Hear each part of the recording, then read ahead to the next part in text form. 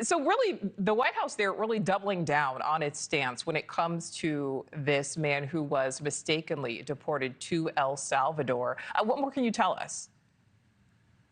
Well, the White House clearly seething at media coverage of this case. And the reason that this case has gotten so much attention the past number of weeks is because there are real concerns over whether due process was actually given in this case. The administration, has claimed that this was a gang member. They have tried to say he had no right to be in the United States. The reality is that he was in the United States after a judge ruled against his deportation. The Supreme Court and saying that the administration now needs to facilitate his return, and now getting to the brink of the highest confrontation between the Trump administration and the courts to date, the first few months of this administration, because the administration doesn't want to commit to actually securing his release and trying to shift responsibility to the El Salvadoran government.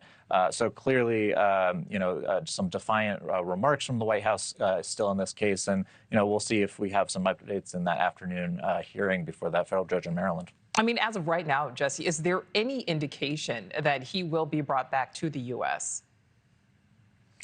Well, right now, there's no signal that is going to happen. We haven't seen the U.S. federal government commit to actually trying to bring him back. They've kind of danced around that word facilitate that the Supreme Court previously asked for them to do. That's widely open to interpretation. There's some wiggle room on exactly what that means, although the spirit of that would indicate that they do have to try to secure his release. And the El Salvadoran president, we saw in the Oval Office yesterday, also trying to push back on that idea, using the word smuggle and calling Abrego Garcia a terrorist, saying he's not going to smuggle him back to the United States. Although, as Chris Stirewalt pointed out on the show last night when interviewing the DHS spokesperson, the United States has a contract with the El Salvadoran government to house these migrants in that mega prison. And so it would stand to reason there might be some sway that the federal government can exert to try to bring back some of those individuals if, in fact, they were sent there mistakenly.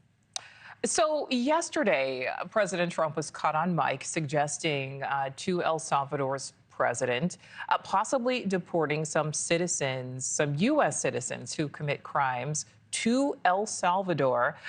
This happened during this meeting yesterday in the Oval Office, but critics say that would be a blatant violation of our Constitution. What are you hearing in Washington as far as reaction?